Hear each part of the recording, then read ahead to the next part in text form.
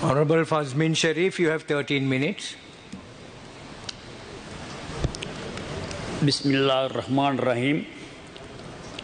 நியோஜ கதாநாயகத்துமணி, சுதந்திரத்துக்கு பின்பு ஆட்சி செய்த அனைத்து அரசாங்கங்களும் இன்றைய பொருளாதார நிலைமைக்கு உடையதாக இருக்கிறது.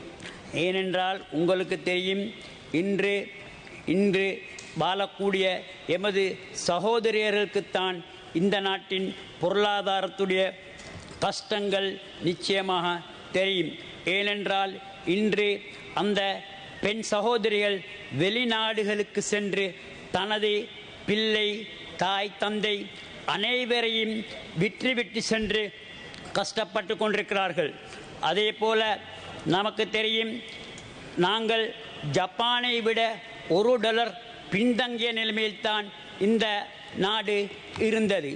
இன்று கள்ளர்களும் களவெடுத்து இந்த நாட்டை குட்டி சோறாக்கி இருக்கிறார்கள்.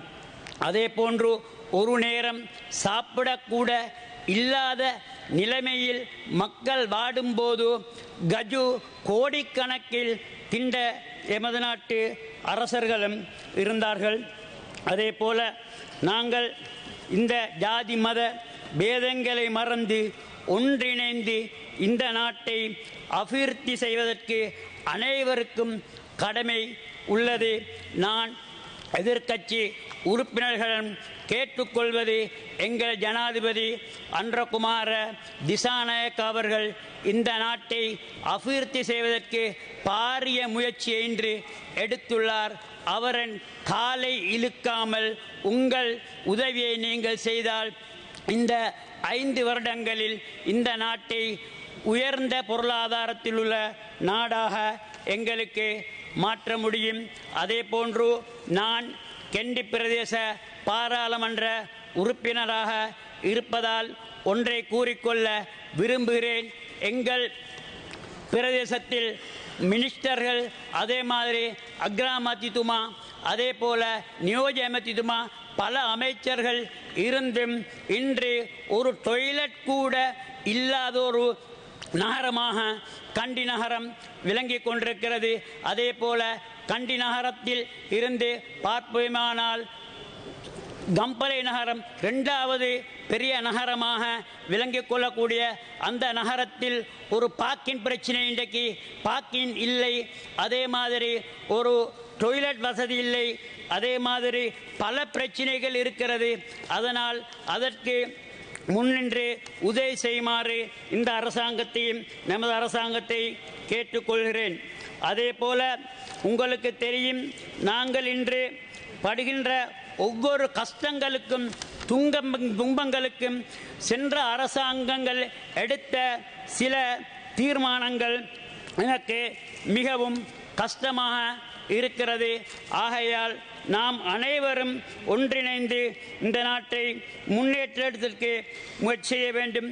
உங்களுக்கு தெரியும், இன்றைக்கு எங்கள் அரசாங்கம் அசஸ்மெண்ட் 6000 ரூபாய் பெறக்கூடிய பிள்ளைகளுக்கு 6000 ரூபாய் பாடசாலை புத்தகங்கள் எடுப்பதற்கு உதவி செய்து கொண்டிருக்கிறது.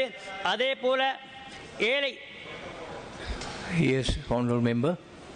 අරු නියෝජ්‍ය කතානායකතුමනි, In Sharif, you have 13 minutes.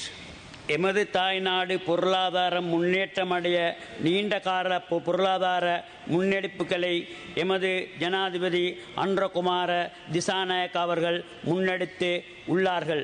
அதற்கு எதிர்க்கட்சியாகிய நீங்களும் உதவி செய்யுமாறு கேட்டுக்கொள்கிறோம். ஏனென்றால் இந்த நாட்டை வீழ்ச்சியடைய செய்ததில் முக்கிய பங்கு எதிர்க்கட்சி உறுப்பினர்களுக்கு நிச்சயமாக இருக்கின்றது. ஏனென்றால் நீங்களும் பல தடவைகள் ஆட்சி பொறுப்பில் இருந்துள்ளீர்கள். அதே போன்று ஜாதி மதங்களை மறந்து, கட்சி பேறுகாடுகளை மறந்து இந்த நாட்டை கட்டி எழுப்புவதற்கு நாம் அனைவரும் ஒத்துழைப்போம். இந்த நாட்டில் எல்லா வளங்களும் இருக்கின்றது. அதே போல உங்களுக்கு தெரியும், இந்த நாட்டில் எந்த விதையை விதைத்தாலும் 3 மாதம் 4 மாதங்களில் விதையக்கூடிய பூமியாக இருக்கின்றது. காலநிலைகளும் எங்களுக்கு சில சந்தர்ப்பங்களில் வீழ்ச்சி அடைந்தாலும் அனைத்து நேரங்களிலும் எங்களுக்கு உதவி செய்யக்கூடிய நிலைமையிலே இருக்கின்றது. முக்கியமாக நாங்கள் உங்களுக்கு தெரியும் 76 வருடங்கள் ஆட்சி செய்த இந்த நாடு இன்றைக்கு எப்படி இருக்கின்றது. நிச்சயமாக உங்களுக்கு தெரியும் பாதைகளில் செல்ல முடியாத துன்பகரமான நிலைமையில்தான் ஒவ்வொரு பிரதேசங்களும் இருக்கின்றது. ஒரு வேளை சாப்பிட்டால் அடுத்த வேளை சாப்பிடுவதற்கு கூட கஷ்டமான நிலையிலேயே இன்றைக்கு ஆட்சி பொறுப்பில் இருந்த நீங்கள் நாட்டை இட்டு சென்றுள்ளீர்கள். இந்த முறையை நிச்சயமாக எங்கள் ஜனாதிபதி அன்றகுமார் திசாநாயக்க அவர்கள் மாற்றி அமைப்பார்கள். அதற்காக நாங்கள் அனைவரும் ஒன்றிணைந்து பாடுபடுவோம். ඒ වගේම මං කියන්න ඕන මේ රට අද මේ පත්වයට තියන්ට පාලනය කරපු සියලුම පක්ෂවල් හිටපු නිසා තමා මේ තත්ත්වය අද තියෙන්නේ. මේක අපි අනිවාර්යෙන් වෙනස් කරන්න ඕන. මේක වෙනස් කරන්න විරුද්ධ පක්ෂයේ ඉන්න මන්ත්‍රීවරුන්ගෙන් අනිවාර්යෙන් අවිට උදව් අවශ්‍යයි. මෙච්චර කල් කරපු විදියට කකුලෙන් අදින්න නැතුව ඔයාලගේ උදව් දුන්නොත් අපේ ආණ්ඩු පක්ෂයේ දක්ෂ ඇමතිතුමාලා දක්ෂ අග්‍රාමාත්‍යතුමෙක් ඒ වගේම මන්ත්‍රීගොල්ලෝ අද ඇවිල්ලා ඉන්නවා. ඒ කට්ටියට ඔයාලගේ උදව් දුන්නොත් අපිට මේ රට 2028 29 වෙනකොට දියුණු රටක් විදියට අපිට කරගන්න ලොකු අවස්ථාවක් තියෙනවා. ඒ හින්දා අපි සියලුම දෙනා එකතු වෙලා මේ රට හදමු. මම නුවර දිස්ත්‍රික් පාර්ලිමේන්ත් මන්ත්‍රී කෙනෙක්. ගම්පල නගර කියන්නේ නුවර දිස්ත්‍රික් එකේ දෙවෙනි ලොකු නගරයේ. ඒ වුණත් අද නුවර ගම්පල නගරේ බැලුවොත් ඇත්තටම වෙසිකිළියක් නැති, පාකින් එකක් නැති, කිසිම පහසුකම් නැති නගරයක් විදියට තියෙනවා. ඒ හින්දා ඒ වගේම නුවර දිස්ත්‍රික්කයේ කුෂිකර්මය තියෙනවා. ඒ වගේම රිලෝව් ප්‍රශ්න තියෙනවා. ඒ සියලුම ප්‍රශ්න අපි විසඳ ගන්න ඕන.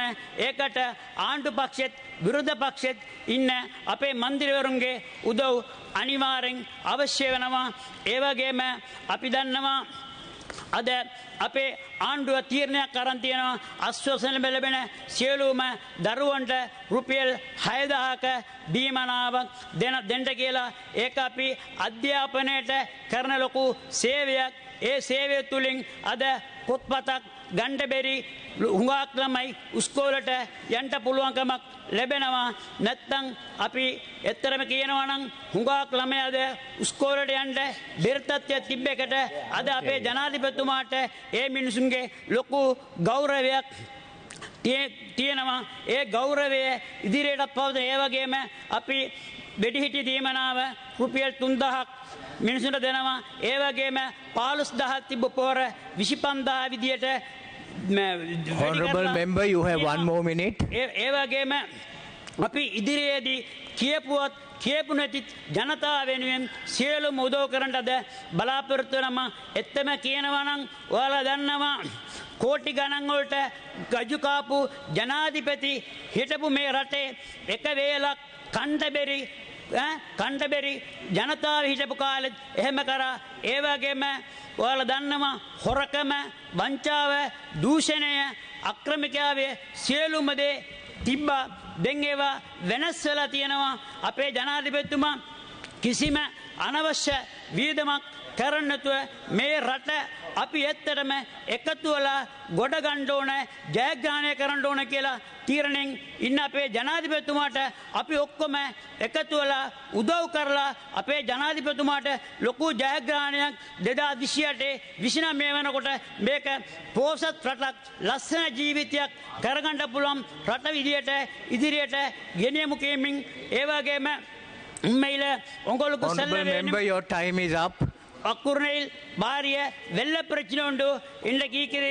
அதனால எங்கட அரசாங்கத்தின் மூலம் அக்குர்ணை உள்ள பிரச்சனையை நிச்சயமாக நாங்கள் நிவர்த்தி செய்யறதுக்கு பாரிய முயற்சி எடுப்போம் என்று இந்த சந்தர்ப்பத்தை தந்த நியோஜக கதாநாயகருக்கு மிச்சம் நன்றி.